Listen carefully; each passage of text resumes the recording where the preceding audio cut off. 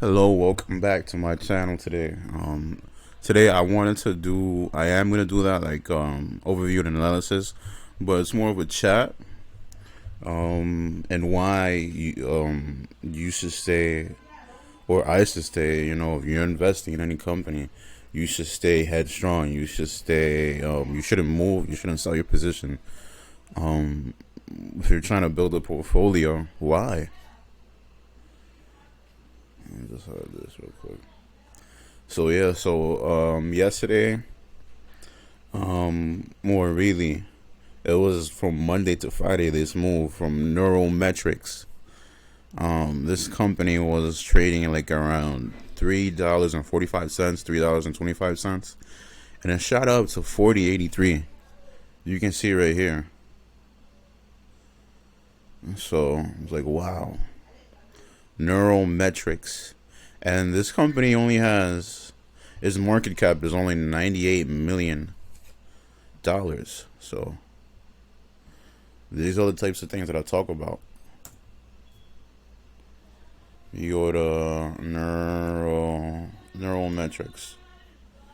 Okay. Neurometrics stock. Okay. Yeah.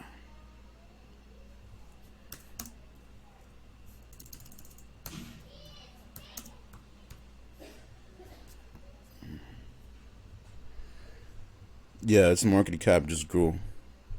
Yeah, it has a $100.42 million market cap.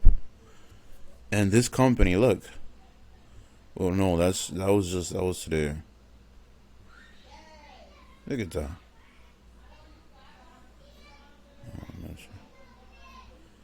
Neurometrics is trading at 17.84. That's its closing price. Let me see.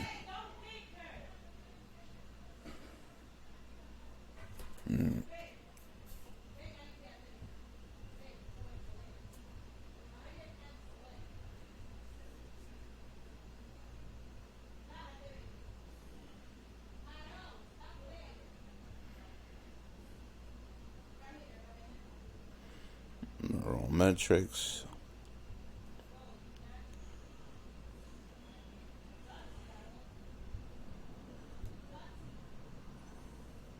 I think this is like self-administered medicine, something like that. It's telemedicine. It's not really saying anything when I go to Google.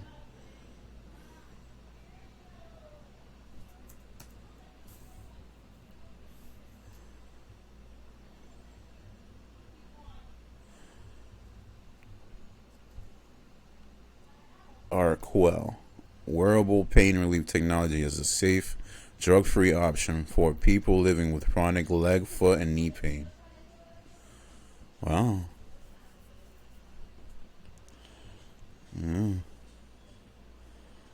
Okay, so we are an innovation driven company focused on the development and global commercialization of non invasive medical devices for the diagnosis and treatment of pain and neurological disorders.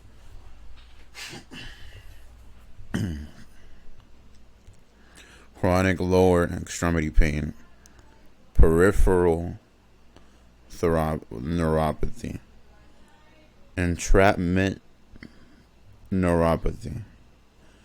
So yeah, so this same stock.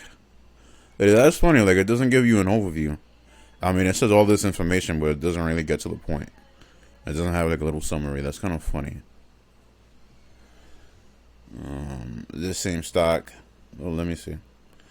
I'll show you here, and this is why. If you have high conviction, you should stick with that high conviction. Don't get discouraged. Don't go, oh, maybe I should do this. Maybe I did something wrong. No, look at this. Look at this. It was you see, $3.25. Over here, $1.45. Like, are you kidding me? Look at that. This was on the 13th.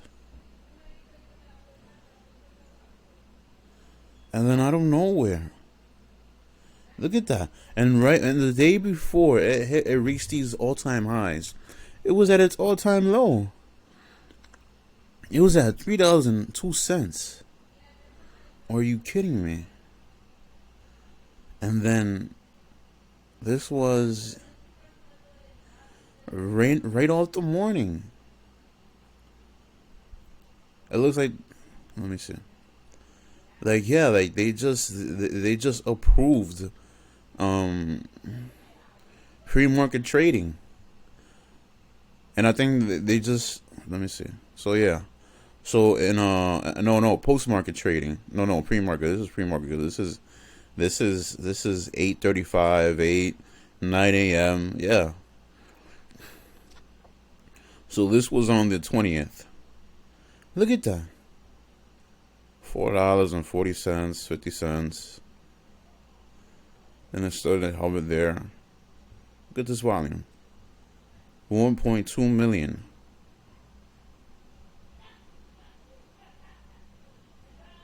And then that same day, shot out to 11. 1.6. Look at this. Look at this order size. Look at this. These shares being traded. 2 million. 2 million. This was on the 20th.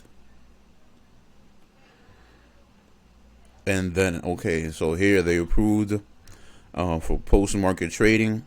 That same day on the 20th. They approved pre-market trading and post-market trading. And that same day, it shot up to $14 and some change. Let's move along.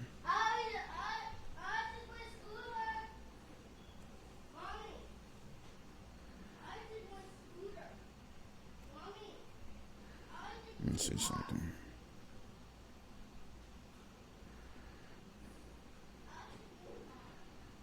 Yeah, look at that. Look at this. Look at this freakish action. Look. This was on the 21st.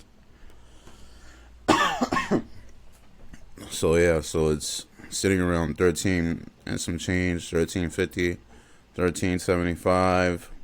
Then it shot up so fast. Sitting around 14.40. And oh my god, this each ticker, each ticker. Look at that size. Look at all those shares being brought. All that size. All those bulls coming in. It's absurd. And this only has a $100 million market cap. It's even more crazy than TCAT.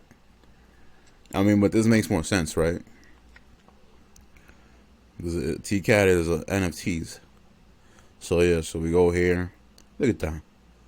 And then look at this. Look at this. It shot up. Oh, look at this. Like, you have to, like, look. $22, $23, $24, $25, $26, $27, $28, $29, $30, $31, $32. Look at $38.67. So these things, they happen often. Not always, but they happen often in the market, in the stock market. So this is what I say, if you have anything high conviction and it makes sense to hold it, and because maybe it could be political implications, or like it's just waiting really on approval or anything, just hold on to it. Look at that. Look at all this volume. Look at all this volume. You could have come in here and still made a killing, depending like on your share size as well. And if your account could take as much shares, like you couldn't come in like at $29.92 and get out all the way over here at $29.71 and make how much? Make like $6 a share. If you want to see this coming and just holding it overnight.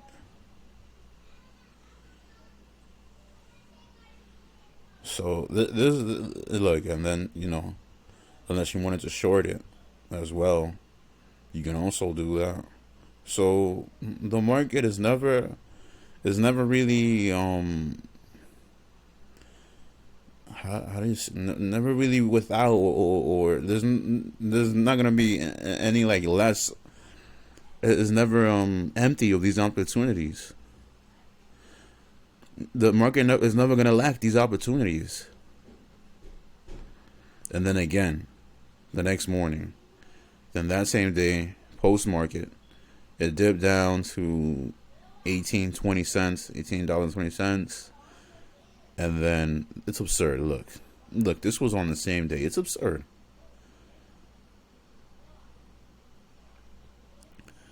And then it went up to 23.32.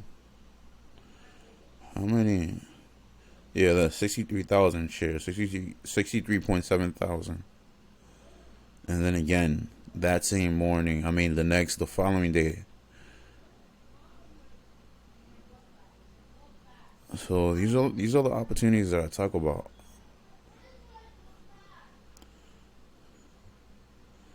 Then they had their earnings call, their conference call, earnings report. Then again, it shot up to $40. So really, the market is never lacking of these opportunities. It's really not. And then if you wanted to come in intraday and short this thing, you could have had a ball shorting it. You could have had the time of your life shorting this thing. Like that, $11.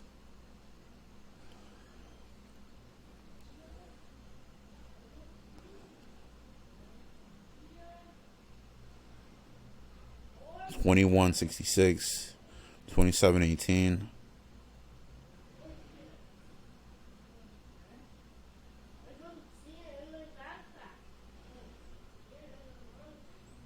The volatility is just crazy. It's spot on. It's beautiful.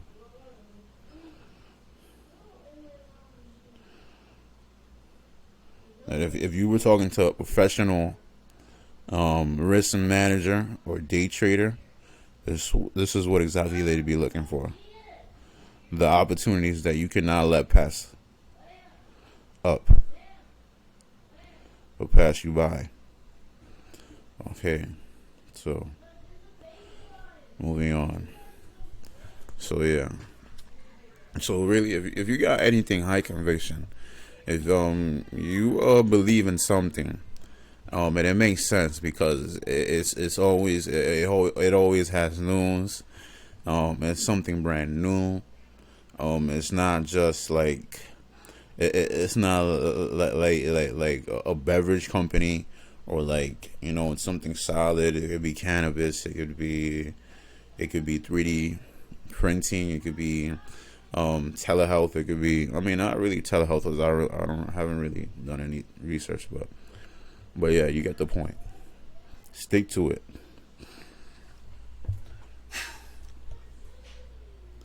So moving on to microvision.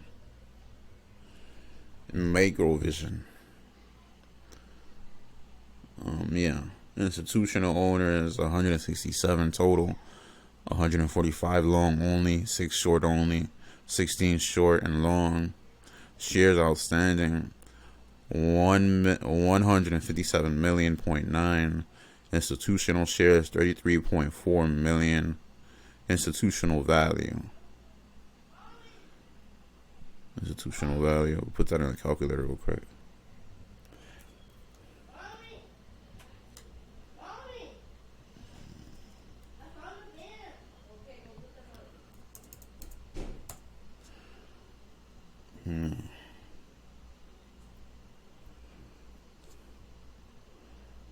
I think that's what that means, right? You always got a 1000x it. I think this is what that means. Okay, so institutional ownership and shareholders. I think I'll just have the AI read it like always.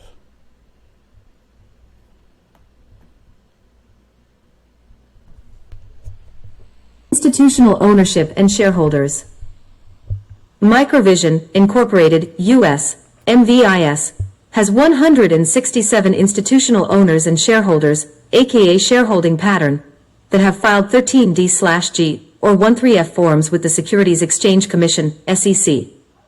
These institutions hold a total of 33,422,372 shares.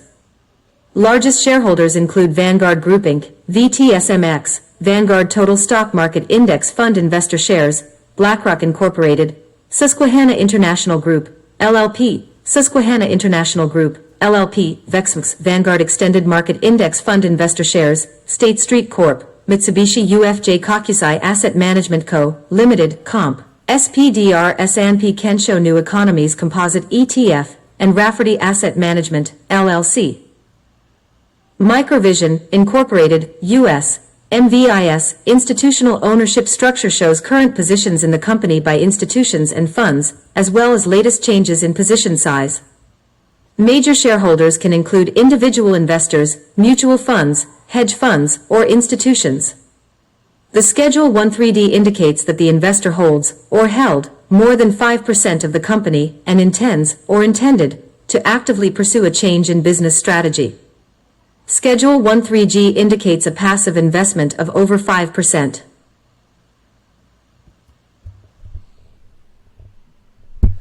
Okay, so in Susquehanna, that's actually Berkshire Hathaway. Berkshire Hathaway. So yeah. Go down here.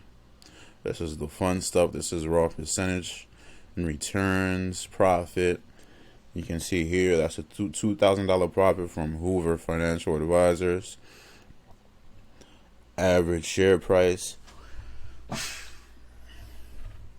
$15.57. They brought 835 shares. Shares changed the value. That means 14,000. Value changed. Percentage. And then right here, this is profit, $2,000. Not a bad transaction. And this looks like a loss. Thoroughbred Financial Advisors, Ford Capital LLC.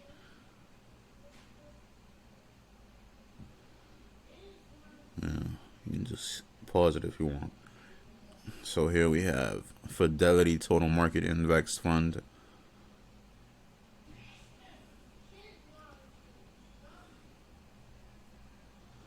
Fidelity. $5,000 profit.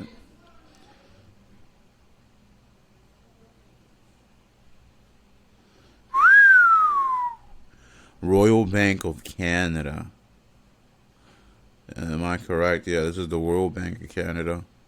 They brought at $12.01. This is how much shares they brought, 1,225.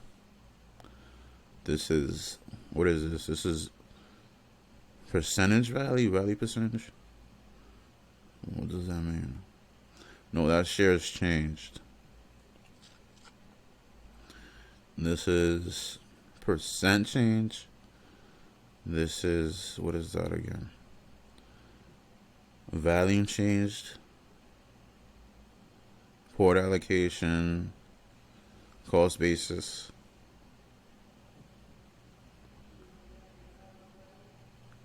So I think that's just them averaging down the position. Profit. If you go to profits, you got a 1,000 exit, right? So that's a $19,000 profit. And since I think they averaged that down, that came out to be 232.4%. So yeah, good money. That's the Royal Bank of Canada. Right here, I think these looks like either companies, just firms, just averaging down, but these are closed or finalized. Clear Streak Markets LLC, United Asset Strategies Incorporated,